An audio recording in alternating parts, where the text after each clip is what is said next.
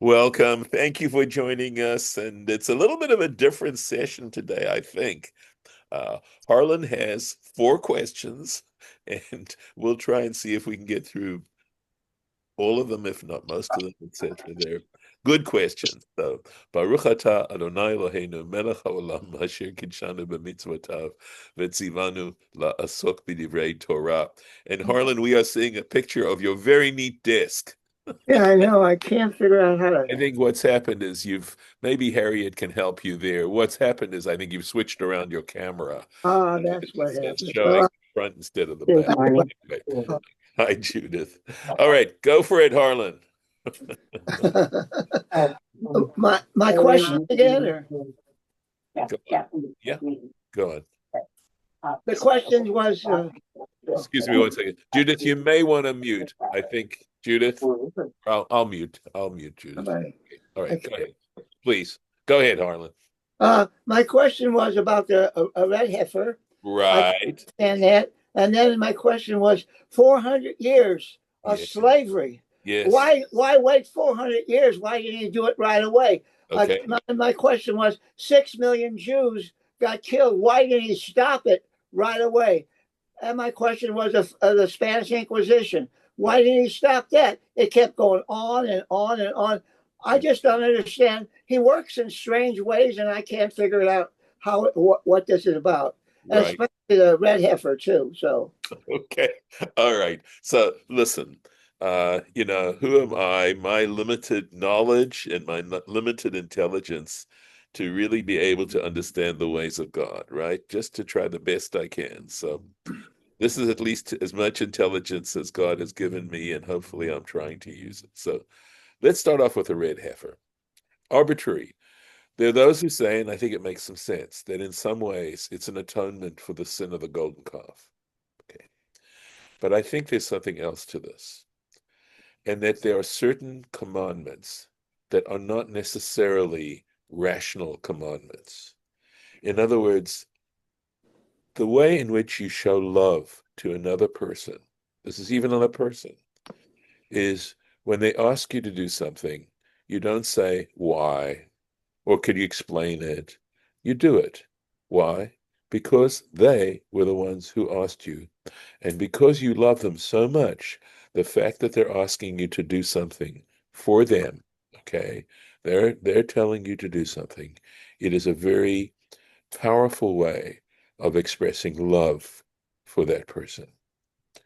Maybe we don't understand that, but that's it. Love has to go beyond reason. And love involves trust and a desire to please the person who you love. And so these laws of the red heifer, and laws of kashrut, for example, okay, they're there to give us an opportunity to demonstrate to God just how much we love him. That's why. Okay. And it's a very powerful lesson in terms of how we show love and need to express love to people who we claim to love. So that's a simple answer to your first question. Your second question about the 400 years of enslavement. Well, it wasn't 400 years. The 400 years, as they calculated, is from the birth of Isaac.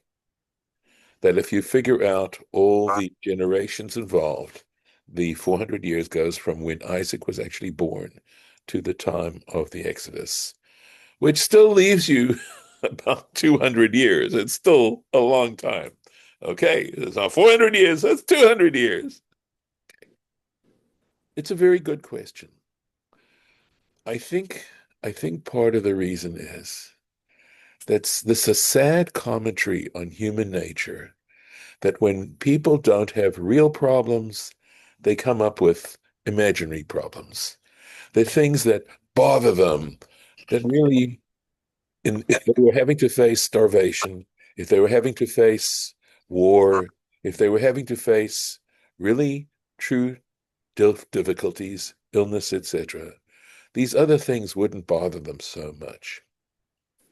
It's a sad commentary, and of course, one can say, well, why did God create human beings in that kind of way? If God created human beings and God gave the nature to human beings.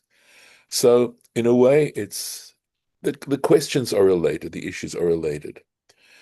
If God had not given us the ability to choose between good and evil, if God had made us in such a way that we would automatically choose the good every single time, it wouldn't have been worth creating us in the beginning. That part of what gives us a sense of dignity and a sense of significance and a sense of purpose happens to be our ability to struggle against the evil impulses within us and to be able to conquer as best as we can those evil impulses. Because if we didn't have them, there'd be nothing to conquer. And it's a very important message. It's not just Judaism.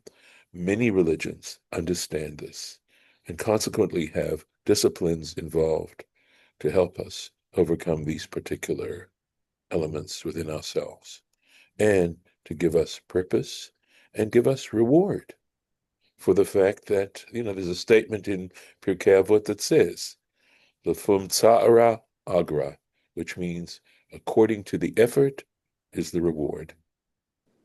So let's go on to the next thing, the Holocaust.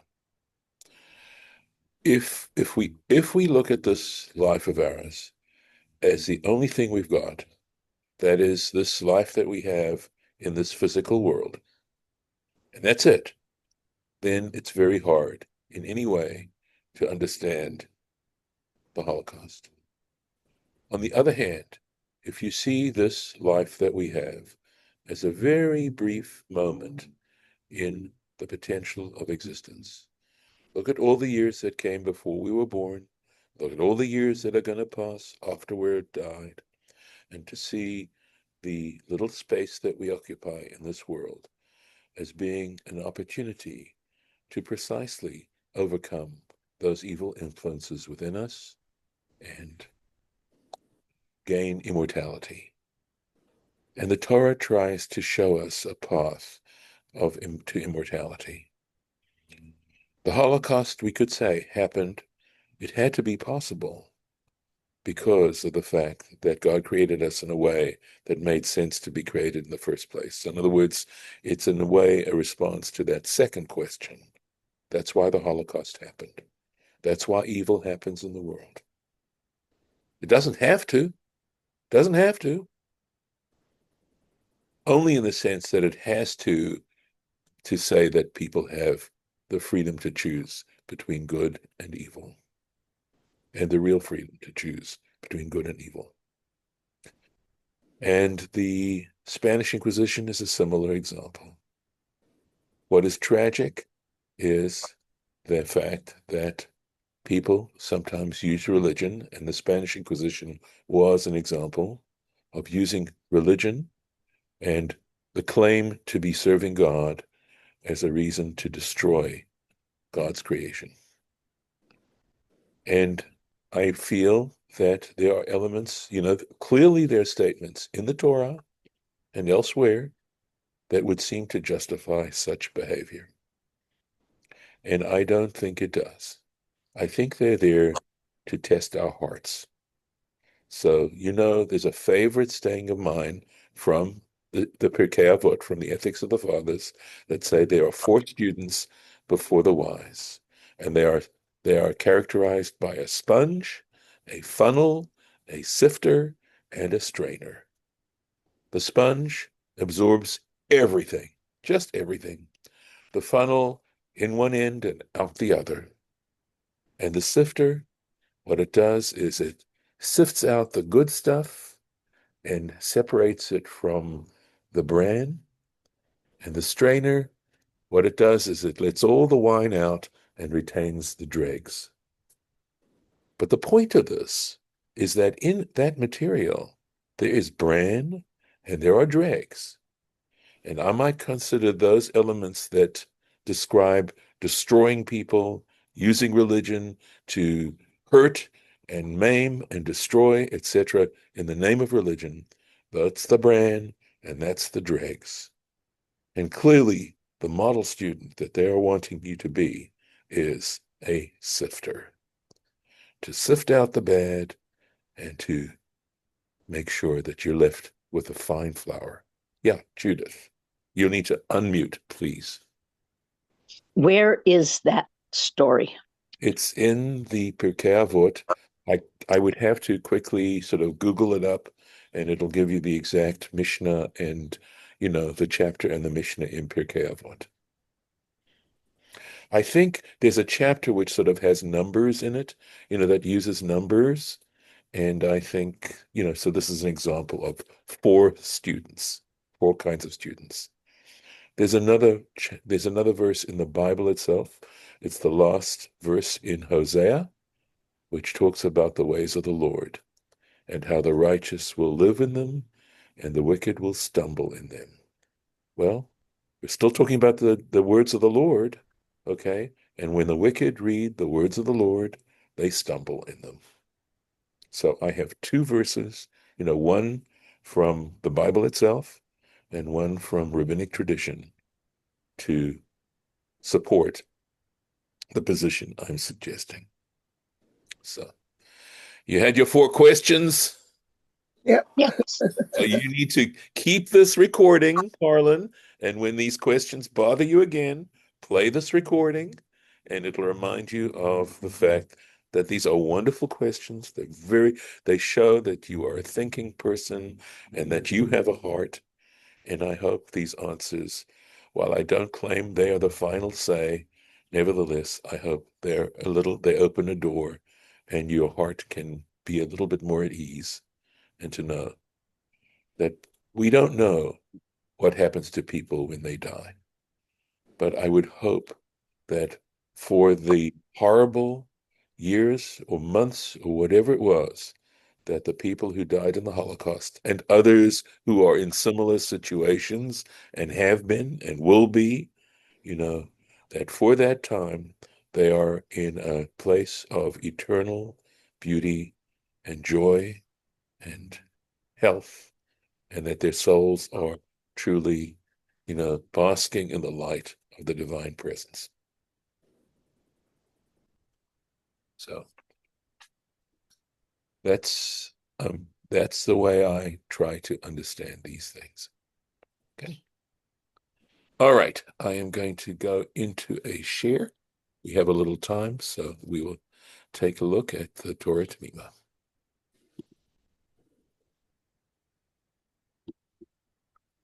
So this is in some ways, I think this is sort of a sweet Torah Temimah. You can judge for yourselves on this, right?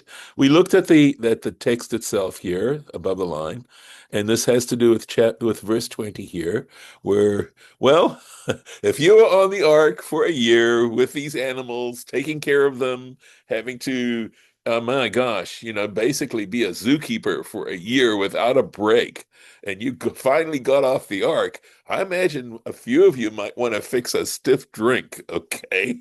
And that's apparently what Noah does, except he overdoes. So, at any rate, Vayachel Noah. So Noah began, or it could mean, he profaned himself. You could say that, but I think it actually sort of means this is something he began. In other words, he got off the ark, and this is one of the first things he did, right?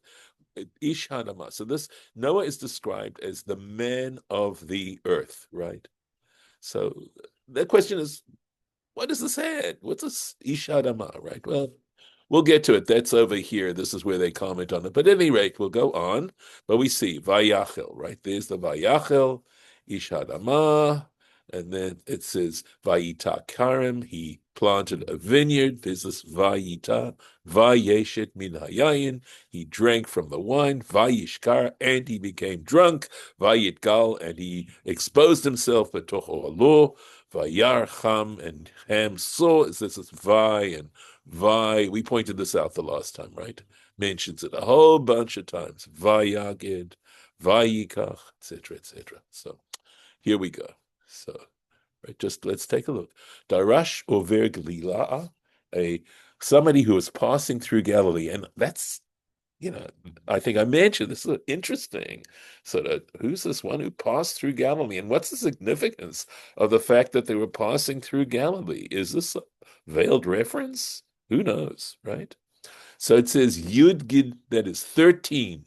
Vavin, there are 13 vavs, letter vavs, Ne'emur B'yayin, stated about the wine, right? And he mentions them: Vayachal, Vayita, Vayesht, Vayishkar, Vayitkal, Vayav, Yaged, Vayikach, Vayasimu, Yalechu, Vayachasu, Vayikatz, Vayeda. So 13 of them, count them. So we did not do this element here down where the Torah Temimah goes into some further explanations. So he says, Kavanat ha'inyan, the whole purpose of this matter, sheromez lelashon vai, that it is alluding to an expression vai, woe, oy vey, lemi shetokeh atzmo l'shikarut, for one who becomes addicted to drunkenness. That's what it's referring to. Upiresh Rashi, and Rashi, there's a Rashi, of course, on Sanhedrin, right? This is the Rashi he's talking about. Daha delo chashiv vayomer, Arur Klein, that it doesn't include another verb, right? And he said, that is Noah said, cursed be Canaan. There's the vai in vayomer, right? And another one, Vayomer Baruch Hashem. And regarding Shem and Yefet, Noah says to them, Baruch Hashem, blessed be the Lord. But here's the Vayomer, right? There's another Vahi. Rashi says, why don't they get included? Ki lo chashiv, because he doesn't want to count. Rak ad shenit vada, only to the point where Noah became aware, mimashe karolo, from what happened to him. Ad kan leshono, that is quoting Rashi, and that's the end of the quote of Rashi on Sanhedrin. The Tosafot, right? So on the Talmud page, right, there's on the one side there's Rashi, on the other side is Tosafot, basically his grandchildren, who very often either add or, for the most part, disagree with their grandfather. So they wrote, Delo chashiv vayefet, right? There's another thing. There's this vayefet. There's the vai in vayefet in verse 23. It doesn't count that one either. Sheba basuk zeh, that is in this verse. Degam b'milah zo havara vai barishonais. He's pointing out that in vayefet, this is the Torah Temimah who's adding these words, right? That even in the word, right, this particular word, you pronounce when you say it, you say vai barishono, vayefet. Mishum dehushem, because it's a noun. It's not a verb, it's a noun. Uviud verehim, and of explanation of their words, the Lord, in other words, Tosafot's words, delo chashiv rak ha'pa'alim, that the only words that were counted were verbs, lahorot, because it's to come to teach al ha'pa'ulah hara'ah, to make a reference to the evil action shehashikarut goremet, which drunkenness can cause. It can cause people, obviously, to act in wicked ways, in terrible ways. So, next little piece. Ish Ha'adamah, right, to mention this. Why is it mentioning that Noah's the man of the earth? What relevance does it have, right? My Ish Ha'adamah, that's exactly what the Talmud in Sanhedrin is saying. What's the purpose of this? Amar le HaKadosh Baruch Hu. So, my dad used to talk about a rabbinic question, which means you got the answer. You ask the question, but you already know what the answer is. So here we go. Amar leHakadosh Baruch Hu lanoah. So what the point is that the Holy One, blessed be He, was saying to Noah, Noah, lo haya lacha lemod, shouldn't you have learned me Adam Harishon, from Adam, shelo garam lo el yayin, because what happened to him, right? He ate from the tree and he got chased out of the garden, right? He had an oy vey moment there. He no longer could live in paradise anymore. Why didn't you learn from him? Atya Kamanda Amar. So this particular explanation follows the one whose opinion is Ilan She'achal Adam Harishon, the tree from which Adam ate, Geffen Haya. It was a vine, a grapevine. There are various opinions as to what that tree of knowledge of good and evil really was. What tree was it? And there's an opinion that says it was a grapevine. And if you, of course, hold that, assuming that, then this particular drash works. And that's what he's saying. Here we go. Yavo bidrisha hasmucha, right? So we're going to say, he's going to say that in the next drush, in his next explanation, look here, I'll just show you quickly so you can see it, right? Vayishkar, right? So there's this drush here, Rabbi Meir Omer, etc., etc. And there he says explicitly, it's Rabbi Meir's opinion that says that Ilan shachal mimenu Adam Arishon, the tree from which Adam ate, Geffen Haya. It was a grapevine. So Rabbi Meir's opinion. So that's what he's referring to here. V'rotzono lomar, and what this drasha is trying to say, to explain this drasha a little better, Hevei lecha lilmod, that God was saying to Noah, you should have learned me'ish ha'adamah, from the man of the earth. Remember who was, right? Umusav zeh, and this description applies al Adam Arishon, to Adam. Why? Mipnei shenotzar mi adamah, right? We know that Adam was made from the earth. God took the earth and added some moisture and made Adam's body, right? So that's the Ish Adamah. That's an illusion. It's an allusion to the fact that Noah should have learned from Adam and not allowed himself to get drunk. V'hinei b'dasha hasmucha, and he says, in fact, in the next interpretation, the one we were referring to with Rabbi Meir, right? Yalif, he learns out the ilan she'achal Adam haroshon gefen haya, that in fact the tree from which Adam ate was a grapevine. Mike, did you have a question? I did see your hand raised. Did you I want? was gonna say, can you hear me? Yeah, I we was can. gonna say, well, that means that we absolutely know that Adam was not a space alien, right? But but but that brings up another question also. I Yes, mean, that may be taking us a little far away. No, he could still be he could still be from the dust of another planet, right? It doesn't necessarily no, need to be no, no, Earth because it says the dust of the earth. No, it's or dust of the you're Earth. really pushing hard to try and get that interpretation out of it. Yeah, no. According to But the, yeah, okay. I also thought it's interesting that the wine comes from all the way back from the time of Noah. Oh, You yeah, know, yeah, yeah, because we sure. also got the split off with Japheth and Shem. You know, that comes from Noah, and here we have got red wine. You know, it's even older than Noah, right?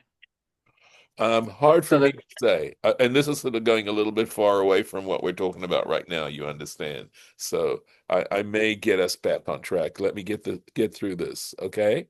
But okay. I'm happy to let you make your point if you feel you want to make a point. Go ahead. I'll come back to this. Go ahead.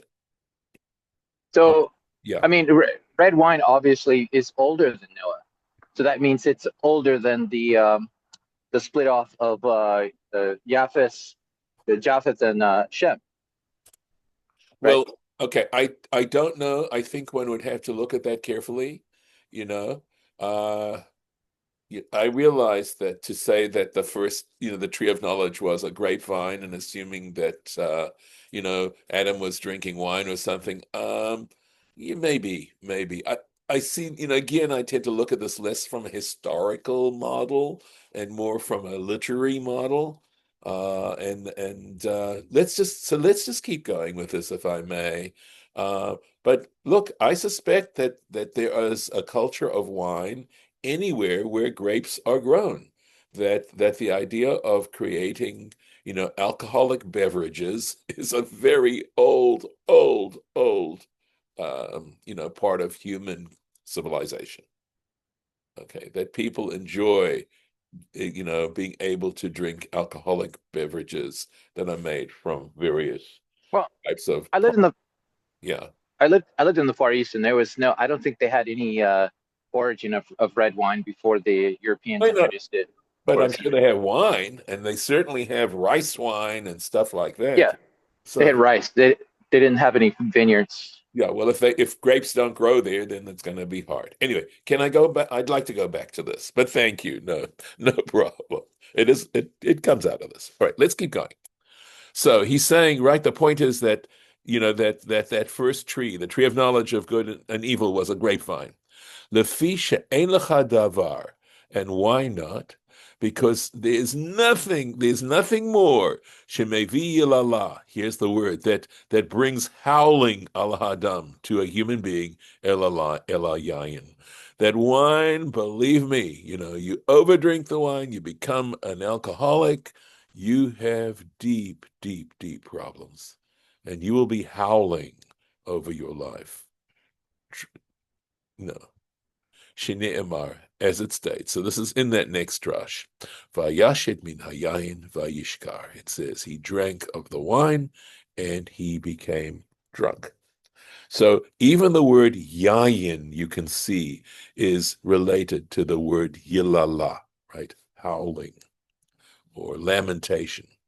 Vahare, and it's what's interesting is this is an example, pasuk zeh, that this particular verse, Ba'alalamed, it comes to teach us, unimtza gam lamud, and it turns out this is a proverb, a verse which comes to teach and turns out to be a learner. Why? Because it's coming to teach us this point about Adam, sorry, about Noah, right, needing to learn from Adam. And we're also now discovering through this, if that is the case, then that first tree must have been a vine. We're learning that, right? Shebekan, right? So he says Shebekan, because here, Yalif ze gufa, right? Because here he learns, in fact, the hayayin gorim leyilala, that here he is learning how wine causes lamentation. Meha, why? Meha, for the fact that ilan shachal adam arishon, that because of the tree which Adam ate from, gefen haya, it was a grapevine. V'zeh chazon eino nifratz. So this phrase, I want to tell you, I tried to figure out what the translation was of this phrase, and I will give you a translation. I am not absolutely certain about my translation of this, okay? But it looks to me, if the word chazon, which, by the way, generally means a revelation, like a prophetic revelation, chazon Yeshayahu, right? But it can also, in Jastra, on this page, he translates chazon as an amazing point. So here's my attempt. And this amazing point is not spread out in the explanations of our sages of blessed memory, meaning he doesn't find this particular point, so that this connection between the one and the other, that the fact that Noah got drunk from wine, and that because it says Ish Adamah, it's a reference to Adam, and because it's a reference to Adam, ergo that first tree had to be a vine. That particular syllogism, if you want to call it that, or proof, isn't found. You don't find it. Ve'ien ma shekatuv, and he says there's a further note he makes. What is written be'inyan karov lazeh, in a similar kind of way. Sof parsha chaye. So this would be towards the end of the parsha of Chaye Sarah. But pasuk in the verse that says Vayetze Yitzchak, and Isaac went out lasuach basadeh, right, to meditate in the field. So we will have to wait till we get there. If we do, please God, we might, and see what that verse says and whether or not that word basadeh has maybe a reference to something else, or whether it's another example of a verse that comes to teach and winds up deriving something and being a learner. I'm not sure. But that's where we'll leave it for today as far as our interpretations are concerned. And we will, next time we get together, we'll take a look at this particular verse where it talks about Noah getting drunk. And that's, of course, Rabbi Meir's opinion about the tree of knowledge being a grapevine. And I will stop the share. Any comments for the record? Okay, then we'll stop the recording right now.